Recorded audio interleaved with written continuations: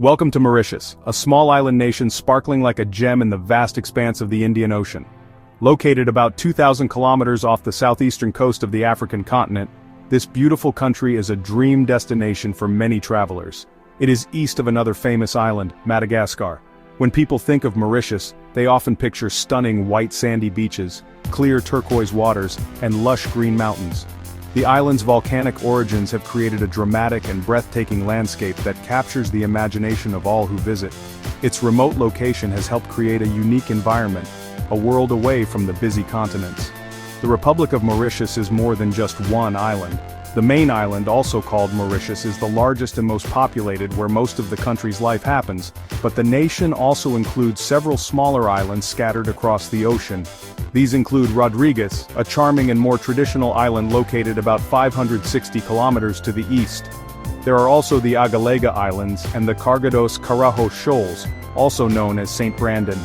Each of these islands has its own unique character and story, contributing to the rich tapestry of the nation. Together they form a country that is both a tropical paradise and a fascinating place to explore. Getting to Mauritius is an adventure in itself, usually involving a long flight over the ocean. The main international airport, Sir Siwusagur Ramgoolam International Airport, is the gateway to this island paradise. Once you arrive, you will feel the warm tropical air and immediately understand why so many people fall in love with this place. The island is not very large. You can drive from the north to the south in just a couple of hours. This makes it easy to explore everything it has to offer, from the bustling capital city of Port Louis to the quiet, secluded beaches found along its coastline. The natural beauty of Mauritius is truly its greatest treasure. The island is almost entirely surrounded by coral reefs, which protect the lagoons and create calm, safe waters for swimming and snorkeling. These reefs are home to a vibrant array of marine life, making it a paradise for divers and nature lovers. Inland, you will discover stunning national parks, such as the Black River Gorges National Park, which protects the island's remaining native forests. There are also incredible waterfalls, unique geological formations like the seven colored earths of Chamarel, and plenty of opportunities for hiking and adventure. Mauritius is a place where nature's wonders are always close by. Mauritius is often called the Rainbow Nation because of its incredibly diverse population. People from different continents have come to this island over the centuries, bringing their cultures, traditions, and religions with them. Today, the Mauritian people are a beautiful mix of Indian, African, European, and Chinese heritage. This blend of cultures is one of the most special things about the country. It is a place where different communities live together in harmony, celebrating each other's festivals and sharing each other's foods. This peaceful coexistence is a source of great national pride for all Mauritians. The largest community in Mauritius is of Indian descent. Their ancestors were brought to the island mainly from India during the 19th century by the British. They came as indentured laborers to work in the sugarcane fields after the abolition of slavery. This group includes both Hindus and Muslims, and their influence is visible everywhere. You can see colorful Hindu temples next to elegant mosques across the island. Festivals like Diwali, the Festival of Lights, and Eid al-Fitr are celebrated with great enthusiasm and are national holidays for everyone to enjoy. Their music, dance, and delicious cuisine have become an integral part of Mauritian identity. The Mauritian Creoles are another major group with roots stretching back to Africa and Madagascar. Their ancestors were brought to the island as enslaved people by the French to work on the plantations. After slavery was abolished, they formed a vibrant community with a unique culture. The Creole language, Creole Mauricien, is a French-based language that is spoken by almost everyone on the island and serves as a common link between all the different communities. Creole culture is also famous for its lively Sega music and dance, a powerful expression of their history and spirit that is now enjoyed by all Mauritians and visitors alike. Finally, there are smaller but very important communities of Franco-Mauritians and Sino-Mauritians. The Franco-Mauritians are the descendants of the early French settlers who arrived in the 18th century. They have historically played a significant role in the island's economy, particularly in the sugar industry. The Sino-Mauritians are descendants of Chinese traders who began migrating to Mauritius in the 19th century. They established a strong presence in the retail and commercial sectors of the island. The mix of all these groups has created a unique society where churches, temples, mosques, and pagodas are found side by side, a true testament to the island's spirit of tolerance and unity. Long before any people lived on Mauritius, the island was a pristine wilderness, a volcanic creation covered in dense ebony forests. It was an untouched paradise, home to birds and animals that existed nowhere else on Earth. For centuries, the island remained unknown to humans, a secret kept by the vast Indian Ocean. The first humans to see its shores were likely Arab sailors. Medieval Arab maps from around the 10th century show a group of islands that historians believe included Mauritius. They named the island Dina Arobi, but they did not settle there. They were traders and explorers, using the islands as a stopover point on their long sea voyages. The first Europeans to officially document the island were the Portuguese, who arrived in the early 16th century.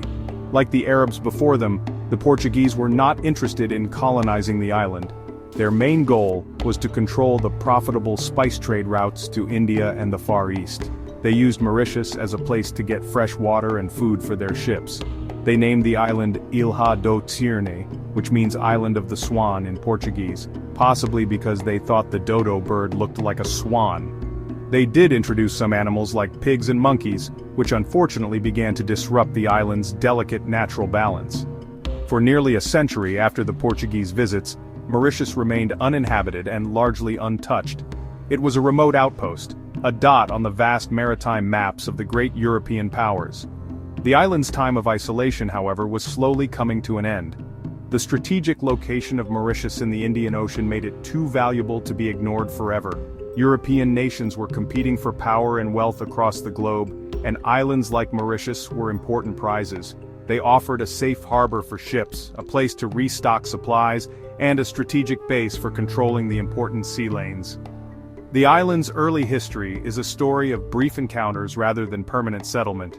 It was a place visited by sailors who saw its potential but were not yet ready to claim it. This period of quiet discovery laid the groundwork for the dramatic changes that were to come. The reports from these early voyagers spread across Europe, telling tales of an island rich in resources and free for the taking. The stage was set for the first colonial power to arrive and begin the process of transforming Mauritius from an uninhabited wilderness into a human settlement, a change that would forever alter its destiny. The first real attempt to colonize Mauritius came from the Dutch. In 1598, a Dutch fleet under the command of Admiral Wybron van Warwick landed on the island. They were on their way to the Spice Islands of Indonesia but were forced to seek shelter from a storm. They named the island Mauritius in honor of their ruler, Prince Maurice van Nassau. The Dutch saw the island's potential, especially its valuable ebony trees. They established a small settlement, but their first attempt at colonization was not very successful. Life was difficult, and they faced many challenges including cyclones, droughts, and pest infestations that destroyed their crops. The Dutch returned and established a more permanent settlement in 1638. Their primary interest was to exploit the island's natural resources. They began cutting down the valuable ebony forests to export the dark, dense wood to Europe. They also introduced sugarcane, a crop that would later become the backbone of the island's economy, although their own efforts to produce sugar were not very successful.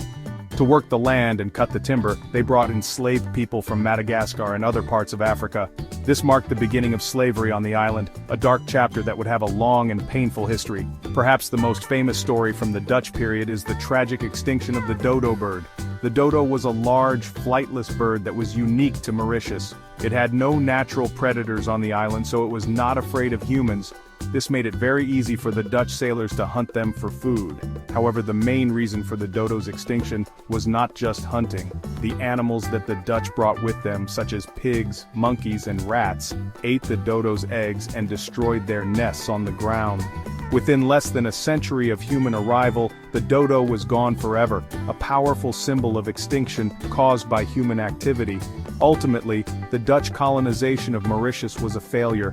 After several decades of struggle, they found the colony to be unprofitable and difficult to maintain. They faced too many problems, from cyclones that destroyed their buildings to plagues of rats that ate their food supplies. The settlement was small, and they never managed to build a thriving colony. In 1710, the Dutch decided to abandon Mauritius for good. They left behind a damaged environment, with much of the ebony forest gone and several native species, including the dodo, extinct. The island was once again left uninhabited, but not for long. After the Dutch left, Mauritius was empty for a few years. Then, in 1715, a new European power arrived. The French, who already controlled the nearby island of Bourbon, now called Réunion, claimed Mauritius for France. They renamed it Île-de-France, meaning the Island of France. The French saw the island's strategic importance as a naval base to control the Indian Ocean and protect their trade routes to India. The first years of French settlement were difficult, but everything changed with the arrival of Governor Mahé de la Bourdonnais in 1735. He was a visionary leader who is often called the real founder of Mauritius. La Bourdonnais worked hard to develop the island into a prosperous and successful colony. He established Port Louis as the capital and main harbor, building a strong naval base and a shipyard. He also constructed many important buildings, roads, and aqueducts to bring fresh water to the city. To grow the economy, he greatly expanded the cultivation of sugarcane and established the island's first large sugar factories. He also encouraged the cultivation of other crops like cotton, indigo, and coffee. To do all this work, the French brought thousands of enslaved people from Africa and Madagascar, creating a society based on forced labor. Under French rule, Île-de-France became a thriving and cosmopolitan place. It was known as the Star and Key of the Indian Ocean because of its strategic location and busy port. French culture had a deep and lasting impact on the island. The French language became the language of the government and the upper class, and French architecture and cuisine became popular. The French also established beautiful botanical gardens like the Pamplemousses Botanical Garden, filling them with plants from all over the world. This period saw the island transform from a struggling outpost into a valuable colonial asset. Despite its economic success, life in Île-de-France was built on the great injustice of slavery. The entire plantation economy depended on the brutal work of enslaved people who had no rights and lived in terrible conditions. This created a deeply unequal society. The French period lasted for almost 100 years, a time of great development but also great suffering. The French lost control of the island to their great rivals, the British, during the Napoleonic Wars. In 1810, the British launched a large invasion, and after a brief battle, the French surrendered the island. The French chapter of Mauritius's history was over, but its cultural legacy continues to this day. In 1810, the British captured the island from the French, marking the beginning of a new era in Mauritian history. The British officially took control in 1814 under the Treaty of Paris. They changed the island's name back from Île-de-France to Mauritius. However, the British made a very important promise to the French settlers who stayed on the island. They allowed them to keep their land, their language, their religion, Catholicism, and their laws. This is why French culture and language remained so strong in Mauritius, even under British rule. The British were more interested in the island's strategic and economic value than in changing its culture completely. One of the most significant changes under British rule was the abolition of slavery in 1835. This was a monumental event that freed tens of thousands of people of African and Malagasy descent, who had been forced to work on the sugar plantations. While this was a great step for human rights, it created a major problem for the plantation owners. They suddenly lost their entire labor force and needed to find new workers for the sugarcane fields. The sugar industry was the heart of the Mauritian economy, and its collapse would have been a disaster for the British colony. They needed to find a new source of cheap labor, and they needed it quickly. The British solution was to bring in indentured laborers. These were workers who signed contracts to work in Mauritius for a set number of years, usually 5, in exchange for a small salary and a passage back home. The vast majority of these laborers came from India. Between 1834 and the early 20th century, nearly 500,000 Indian men and women were brought to Mauritius. They lived in difficult conditions, often similar to slavery, but many chose to stay on the island after their contracts ended. This massive wave of immigration completely changed Mauritius's demographics, making people of Indian origin the majority population. Under the British, the sugar industry boomed. The island became a monocrop economy, meaning almost all its economic activity was focused on producing and exporting sugar. The British built railways to transport the sugar cane from the fields to the factories and the port. While the economy grew, society remained deeply divided. The Franco-Mauritian elite owned the plantations, the Indian laborers worked the fields, and the Creole population often found themselves in between, working as artisans, fishermen, or small farmers. This period laid the foundations for the complex, multi-ethnic society that exists in Mauritius today and set the stage for the next chapter, the fight for independence. As the 20th century began, the people of Mauritius started to desire more control over their own lives. The society was still very unequal, and the Indian laborers and Creole population had very few political rights. A new generation of leaders emerged from these communities demanding better treatment, fair wages, and a voice in the government. One of the most important figures in this movement was Dr. Maurice Cure, who founded the Mauritian Labour Party in 1936 to fight for the rights of workers. This was the beginning of a long and peaceful political struggle for greater autonomy and eventually, for freedom from British colonial rule. After World War II, the movement towards independence gained more strength. The British government began to introduce political reforms, slowly giving more power to the local population. A new constitution in 1947 gave the right to vote to many more people, including women and workers who could write their name in their language. This was a huge step forward. A new leader, Sir Siwusagur Ramgoolam, became the head of the Labour Party. He was a doctor who had studied in London and was deeply inspired by the Indian independence movement. He became the central figure in Mauritius's journey to becoming a free nation. The road to independence was not without challenges. Mauritian society was divided. Some people, particularly the Labour Party and its supporters, wanted full independence. They believed Mauritius could govern itself and create a fair society for everyone. Others, especially in the Franco-Mauritian and Creole communities, were afraid of what independence might mean. They worried that the Hindu majority would dominate the country's politics and economy. This group, led by Jules Koenig and later Gaëtan Duval, formed the Parti Mauricien Social Démocrate, or PMSD, and argued for Mauritius to remain closely associated with the United Kingdom. Despite the disagreements, the path to freedom was a peaceful one, achieved through negotiation and democracy, not violence. The British government decided that Mauritius would become independent if the party supporting it won the general election of 1967. Sir Siwusagur Ramgoolam formed a coalition called the Independence Party, which won the election. On March 12, 1968, Mauritius became an independent country within the Commonwealth. The Mauritian flag was raised for the first time, a symbol of a new beginning for the Rainbow Nation. Sir Siwusagur Ramgoolam became the country's first prime minister, leading his people into a new era of self-rule. Since gaining independence in 1968, Mauritius has become one of Africa's greatest success stories. The country has transformed itself from a poor agricultural economy dependent on sugar into a diversified and prosperous nation. The government works as a parliamentary democracy, based on the British system. There is a president who is the head of state and a prime minister who is the head of the government. Elections are held regularly, and they are free and fair. This political stability has been a key reason for the country's remarkable progress. It has allowed for long-term planning and created a safe environment for investment and growth. The Mauritian economy is no longer just about sugar. While sugar production is still important, the country's leaders wisely decided to develop other industries. In the 1970s, they created special economic zones to attract foreign companies, leading to a boom in textile manufacturing. Later, the country focused on high-end tourism, attracting visitors from all over the world to its luxury hotels and beautiful beaches. In more recent years, Mauritius has become a major center for financial services, banking, and information technology. This diversification has made the economy strong and resilient, creating jobs and improving the standard of living for its citizens.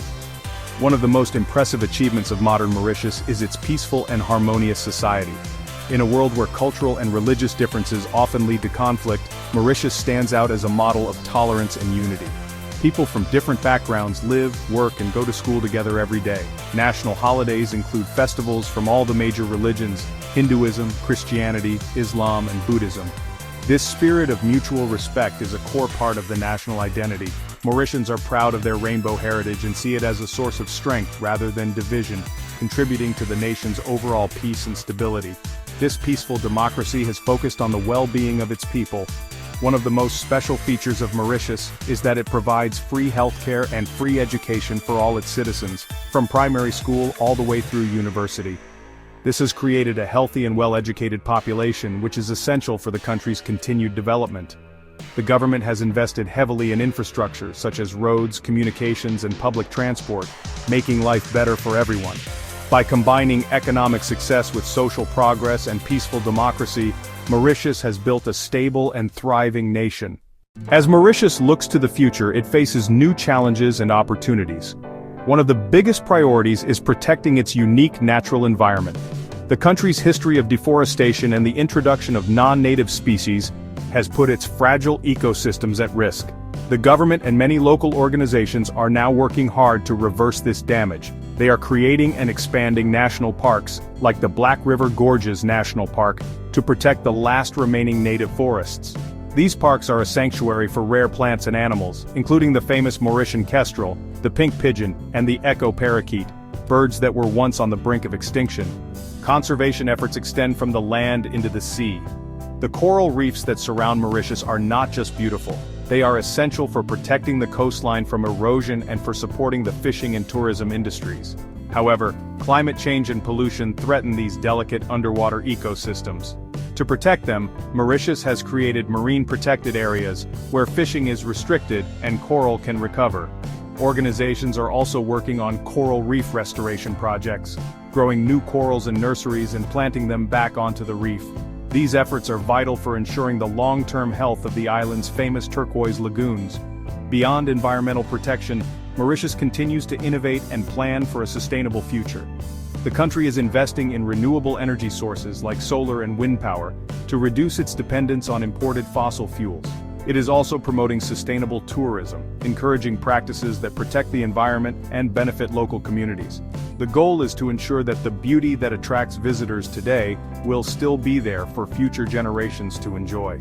The nation continues to build on its success in education and technology, aiming to become a leader in innovation for the entire African region. Mauritius's journey through time has been remarkable.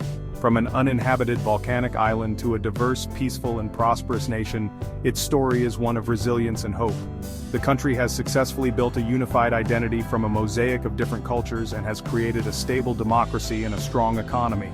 By focusing on conservation and sustainable development, Mauritius is not just protecting its past heritage, but also building a bright and promising future. The island jewel of the Indian Ocean continues to shine, proving that with unity, vision and hard work, even a small island nation can achieve great things.